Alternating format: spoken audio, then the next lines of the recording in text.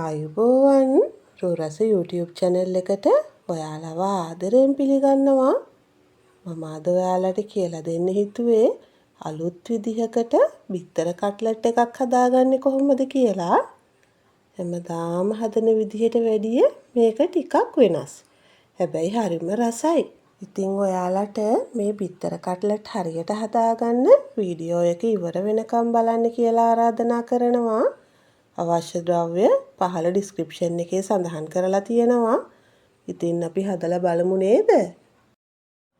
අද මම මෙතන සාමාන්‍ය ප්‍රමාණයේ ලුණු ගෙඩියකින් භාගයක්, අමු මිරිස් කරල් දෙකක් හීනියට කපාගෙන අරගෙන තියෙනවා.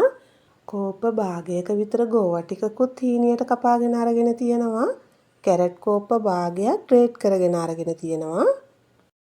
ලුණු කුඩු තේ හැඳි භාගයයි, මිරිස් කුඩු තේ හැඳි 1යි, කහ කුඩු තේ හැඳි කාලයි, කොත්තමල්ලි කුඩු තේ හැඳි භාගයයි, ගරම් මසාලා කුඩු තේ හැඳි භාගයකුයි අරන් තියෙනවා.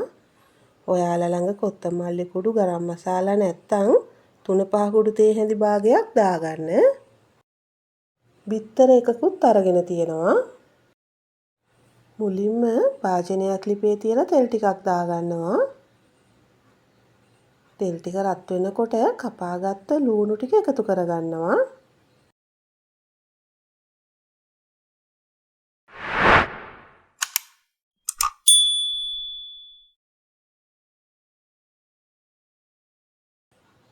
දැන් අමු මිරිස් ටිකක් දාගන්නවා. දැන් මේ ටික හොඳට ටෙම්පරාදු කරගන්න ඕන. ලුණු අමු මිරිස් හොඳට ටෙම්පරාදු වෙලා ටෙම්පරාදු සුවඳ එනකොට කැරට් ටික දාගන්නවා. කපාගත්ත ගෝවා ටිකත් එකතු කරගන්නවා. දැන් හොඳට කලවම් කරගමු.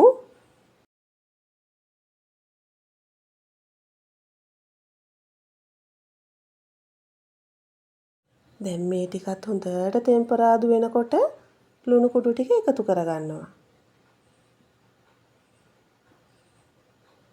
ගරම් මසාලා,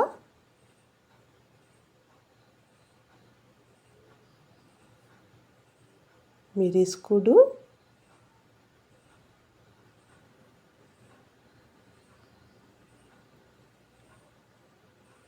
කහ කුඩු,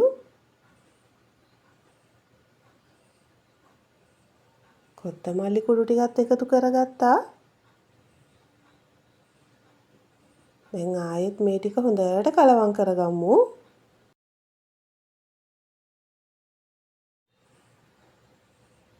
ඊළඟට එළවලු මිශ්‍රණය මෙහෙම වටේට කරගන්නවා. බිත්තරේ මේ විදිහට මැද්දට දාගන්නවා. දැන් කලවම් කර කර බිත්තරේ මේ විදිහට හරි ගස්ස ගමු.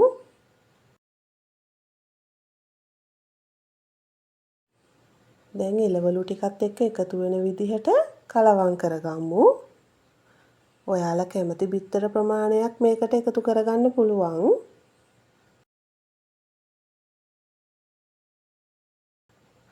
ඔන්න අපි දැන් බිත්තර මිශ්‍රණය හදාගෙන ඉවරයි. ඊළඟට අල ග්‍රෑම් 250ක් තම්බලා අරගෙන තියෙනවා. කෝන් ෆ්ලවර් මේස් හැඳි 3යි, ලුණු කුඩු තේ හැඳි භාගයකුයි අරගෙන තියෙනවා. දැන් තම්බගත්ත අල අපි හොඳට පොඩි කරගමු.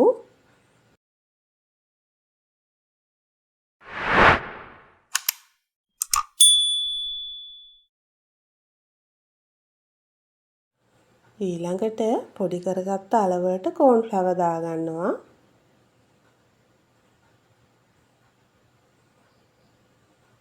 ලුණු කුඩු තේ හැඳි භාගෙත් එකතු කරගන්නවා.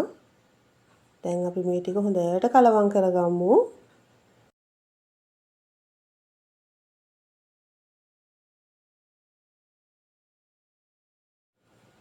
ඊළඟට මේක අතින් හොඳට බෝලයක් වගේ වෙනකන් අනා ගන්න ඕන. මේ බලන්න. මෙන්න මේ ගානට හොඳට අනා ගන්න.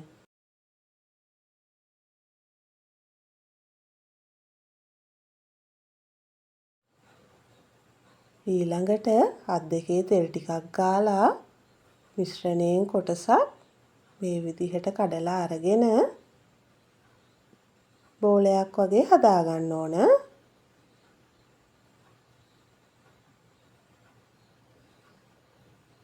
දැන් අනිත් අත උඩින් තියලා මේ විදිහට තුනී කරගන්න.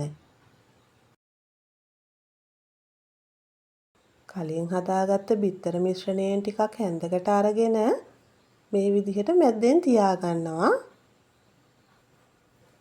ඊළඟට වටෙන් තුනී කරගත්ත අල මිශ්‍රණයෙන් හදාගත්ත බිත්තර මිශ්‍රණය කවර් කරගන්න ඕන. බලා ගන්නකෝ හදන විදිහ.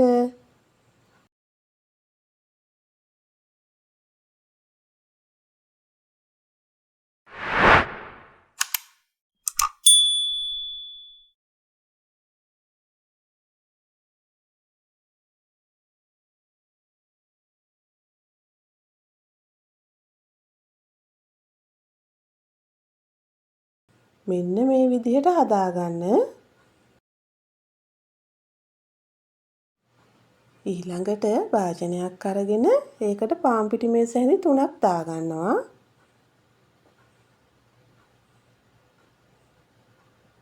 වතුර කෝප්ප භාගයකුත් දාගන්නවා.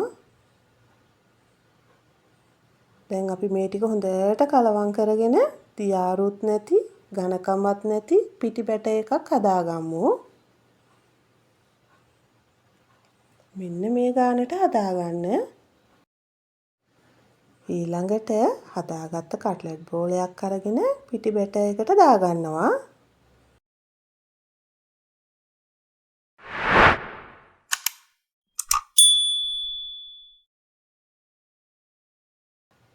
දැන් පාන් කුඩු වල දවට ගන්න ඕන.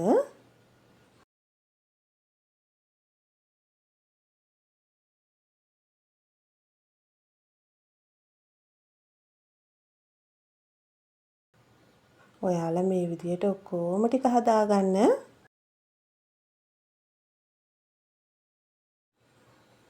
දැන් තාච්චියක් ලිපේ තියලා තෙල් ටිකක් දාගන්නවා.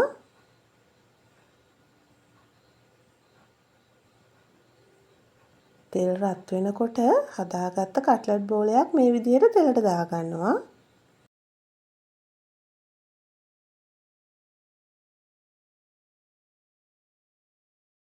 ඊළඟට අපි මේක දෙපැත්ත හරව රන්වන් පාට වෙනකම් බෙදගමු.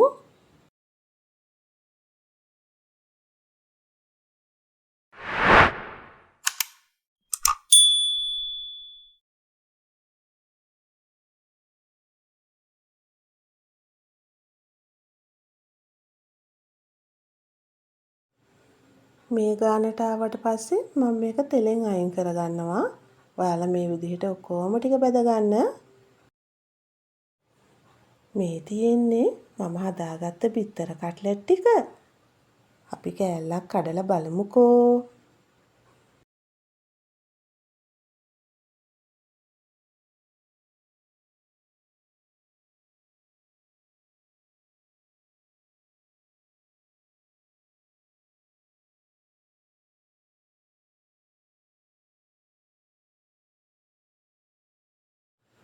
මම අද ගත්ත අමුද්‍රව්‍ය වලින් මේ ප්‍රමාණයේ කට්ලට් 5ක් හදාගත්තා.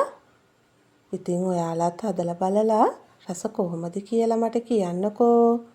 මගේ වීඩියෝ එක හොඳයි නම් ලයික් එකක් දාලා යාළුවන්ටත් බලන්න ෂෙයා කරන්න. ඔයා මගේ channel එකට අලුතින් එකතු වුණු කෙනෙක් නම් මාව subscribe කරන්නත් අමතක කරන්න එපා. මගේ වීඩියෝ එක බලපු ඔයාලට ගොඩාක් ස්තුතියි. තවත් මේ වගේ වීඩියෝ එකකින් අපි නැවත හමු වෙමු.